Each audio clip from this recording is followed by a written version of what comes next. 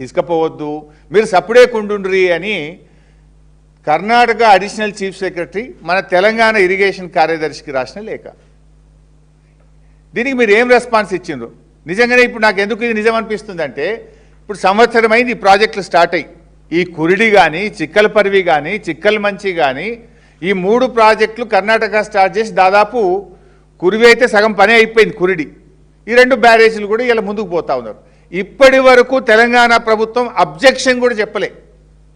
కనీసం ఇది ఎట్లా కడతారు అని చెప్పి తెలంగాణ గవర్నమెంటు కేంద్ర ప్రభుత్వానికి కానీ, కేఆర్ఎంబీకి కానీ, కర్ణాటకకు కానీ దీనివల్ల మా తెలంగాణకు నష్టం జరుగుతుంది, దీన్ని ఎలా కడతారు అని చెప్పి ఈ రోజు వరకు తెలంగాణ ప్రభుత్వం సపోర్ట్ చేయలే.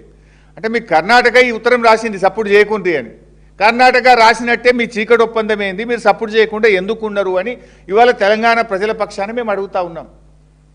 ఇప్పుడు ఆ 35 టీఎంసీలతోని నవేలి రిజర్వాయర్ కట్టినా, ఈ 9.5 టీఎంసీలతోని ఈ 3 ప్రాజెక్టులు నిర్మిస్తే దాదాపు మనకు ఎంత నష్టము? 45 టీఎంసీలు. రేపు ఆర్డీఎస్కు మనకి ఇప్పటికే 15.9లో 5 కూడా రావట్లేదు. అంతేకాదు రేపు తుంగభద్ర నీళ్లు శ్రీశైలంలోకి రావాలి. పైన ఈ నీళ్ళన్నీ ఆగితే రేపు శ్రీశైలంకు ఫ్లో తగ్గితే రేపు శ్రీశైలం మీద ఆధారపడ్డ కల్వకుర్తి ఎఫెక్ట్ అవుతుంది, మనం కట్టుకుంటున్న పాలమూరు ఎత్తిపోతల పథకం ఎఫెక్ట్ అవుతుంది. ఇవన్నీ నష్టం జరుగుతున్నాయని తెలిసి కూడా రాష్ట్ర ప్రభుత్వం ఎందుకు సడీ సప్పుడు లేకుండా ఉన్నది అని ఇలా ప్రజల పక్షాన్ని అడుగుతా ఉన్నాం మేము. అయితే అందుకే మేము ఇలా ఆ విషయాలు ఏందో బయట పెట్టాలి. 3 రాష్ట్రాల ముఖ్యమంత్రులతో జరిగిన చర్చల వివరాలు ప్రజల ముందు పెట్టాలి. అంత సీక్రెట్ ఏంది? ఉత్తమ్ కుమార్ రెడ్డి నీళ్ల మంత్రినే బయట ఎందుకు కూర్చోబెట్టినరు? మన తెలంగాణ ఇరిగేషన్ ఇంజనీర్లు, ఐఎస్డబ్ల్యూఆర్ ఇంటర్స్టేట్ ఇంజనీర్లు కానీ మన ఈఎన్సీని కూడా లోపలికి ఎందుకు రానియలేదు? ఈ ఇంజనీర్లను బయటపెట్టి, నీళ్ల మంత్రిని బయటపెట్టి మీ ముగ్గురు సీక్రెట్గా గంట సేపు ఏం మాట్లాడుకున్నారో ఆ వివరాలు ఏంది, తెలంగాణకు జరిగే ప్రయోజనం ఏంది, తెలంగాణకు మన హక్కులు కాపాడడానికి మీరు చేసిన కృషి ఏందో రాష్ట్ర ప్రజల పక్షాన మేము అడుగుతా ఉన్నాం, చెప్పండి. ఇప్పుడు కర్ణాటక గడుతున్న అక్రమ ప్రాజెక్టులు ఆపినరా? ఆర్డీఎస్కు నీటి వాటా సాధించినరా? మీరు చేసింది ఏందో చెప్పాలని చెప్పి ఈరోజు మేము అడుగుతా ఉన్నాం. ఎందుకంటే మా పోరాడి తెలంగాణ సాధించిన పార్టీ బీఆర్ఎస్ పార్టీ. ఇలా నువ్వు నీ ఇష్టం వచ్చినట్టుగా తెలంగాణ నీటి హక్కులను కాలరాస్తా అంటే ఈ బీఆర్ఎస్ పార్టీ చూస్తూ ఊరుకోదు. ఎందుకంటే తెలంగాణకు ట్రిబ్యునల్ న్యాయబద్ధంగా ఇచ్చిన అటు గోదావరి నీళ్ళు కానీ, రాబోతున్నటువంటి కృష్ణా అవార్డుల్లో ఏ ఒక్క చుక్క నీళ్లు తగ్గినా, నువ్వు ఎక్కడ కాంప్రమైజ్ అయినా బీఆర్ఎస్ పార్టీ దానికి అంగీకరించదు. తొందరపాటు నిర్ణయాలతో దీర్ఘకాలికంగా రాష్ట్ర ప్రయోజనాలను దెబ్బతీయొద్దని చెప్పి మేము ఈ ప్రభుత్వాన్ని హెచ్చరిస్తూ ఉన్నాం. ఇవాళ జరుగుతున్నది ఏంది? యాక్చువల్గా తన అవగాహన రహిత్యంతో రేవంత్ రెడ్డి గారు రాష్ట్రానికి అన్యాయం చేస్తుండనేటువంటిది మా భావన. ఇవాళ 4 అంశాలు కలిపి మాట్లాడుతుండ ఆయన. There are 4 different issues. ఇందులో మొదటి ఇష్యూ ఏంది? గోదావరి నదిలో తెలంగాణకు 968 టీఎంసీల నీటి కేటాయింపులు ఉన్నాయి, నికర జలాల కేటాయింపులు ఉన్నాయి మనకు. ఈ 968 టీఎంసీలో ఇప్పటి వరకు 830 టీఎంసీలకు మనకు technical advisory clearance, final clearance ఇరిగేషన్లో టీఏసీ తెచ్చుకున్నాం. 830 వరకు తెచ్చుకున్నాం. ఇంకా 138 టీఎంసీలకు అనుమతులు రావాల్సి ఉన్నది.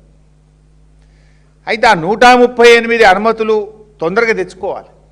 ఇప్పుడు బీఆర్ఎస్ గవర్నమెంట్ మేము ఎంత కష్టపడ్డామో మీకు ఇంకా బాగా అర్థం కావాలంటే, 60 ఏళ్ళు బీఆర్ఎస్ కంటే ముందు 60 ఏళ్ళు కాంగ్రెస్ తెలుగుదేశం పార్టీలు ఈ రాష్ట్రాన్ని పరిపాలించాయి. తెలంగాణకు కేటాయించిన 968 టీఎంసీలో 60 ఏళ్లలో మన ప్రాజెక్టులకు అనుమతి వచ్చింది ఎంత అంటే 265 టీఎంసీలు. 60 years 265 టీఎంసీస్కు మనకు అనుమతులు వచ్చినాయి. 9.5 సంవత్సరాల బీఆర్ఎస్ ప్రభుత్వం, బీఆర్ఎస్ హయాంలో 383 టీఎంసీలకు గోదావరిలో మేము అనుమతులు తీసుకొచ్చాం. అంటే 60 ఏళ్లలో మీ రేషియో 4.48 టీఎంసీ పర్ ఇయర్ మీరు గోదావరిలో తెలంగాణకు తెచ్చిన అనుమతులు. 9.5 ఏళ్లలో 383 టీఎంసీలు అంటే 40.36 టీఎంసీలు పర్ ఇయర్.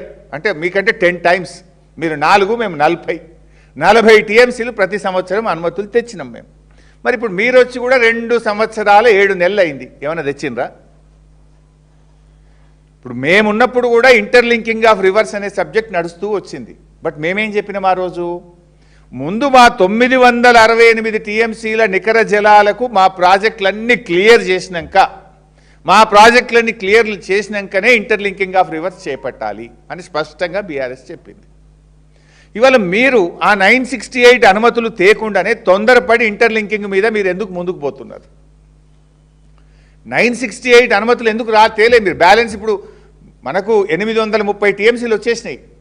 మిగతా 138 టీఎంసీల కాడ డిపిఆర్లు ఇచ్చినాం మేము ఆల్రెడీ. సమ్మక్క సాగర్ 47 టీఎంసీలు, వార్ధా 20 టీఎంసీ, ఎల్లంపల్లి 30 టీఎంసీ. ఈ డిపిఆర్లన్నీ ఢిల్లీలో ఉన్నాయి, మా ప్రభుత్వమే సబ్మిట్ చేసింది. మీరు వచ్చినాక వాపసు వస్తున్నాయి, అవి క్లియరెన్స్లు వస్తలేవు, వాపసు వస్తున్నాయి. సమ్మక్క సాగర్ వాపసు వచ్చింది, వార్ధా వాపసు వచ్చింది. మీరు పట్టించుకోవడం లేదు. మన 968కి పూర్తి హక్కులు తెచ్చినాక ఛత్తీస్గఢ్లో మిగిలి ఉన్న 147 టీఎంసీలతో ఇంటర్లింకింగ్ ఆఫ్ రివర్స్ చేస్తాము అన్నారు. చెయ్యండి, దానికి అభ్యంతరం లేదు. ఆనాడు బీఆర్ఎస్ ఏం చెప్పింది?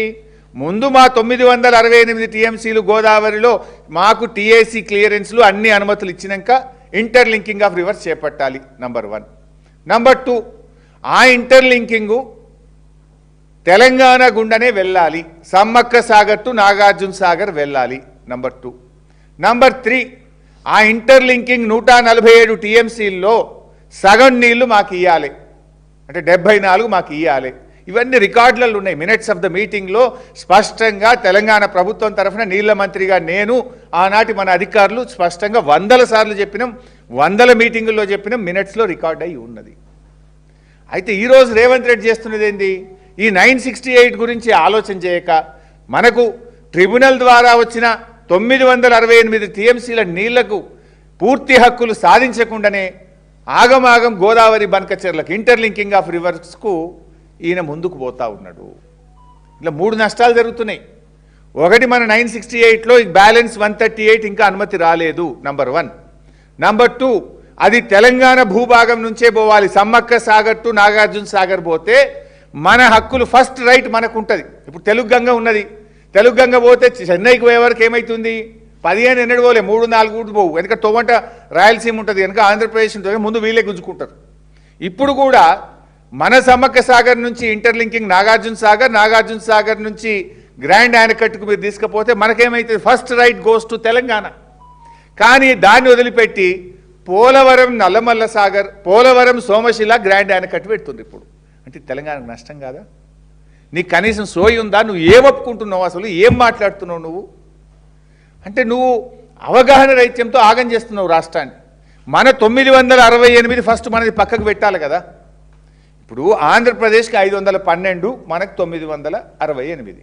ఆంధ్రప్రదేశ్ 512 వాడేసుకున్నది ఆల్రెడీ.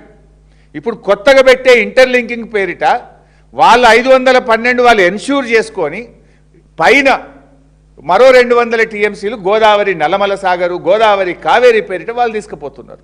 మరి తెలంగాణ ముఖ్యమంత్రి నీకేం సోయి ఉండాలి?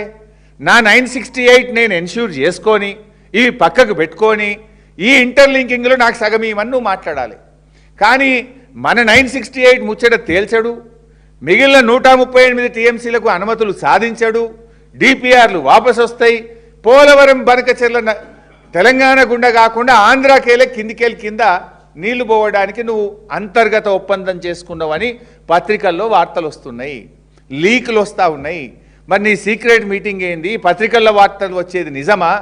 తెలంగాణ భూభాగం నుంచి పోతుందా? అది కిందికేళ్ళి కిందనే పోతుందా?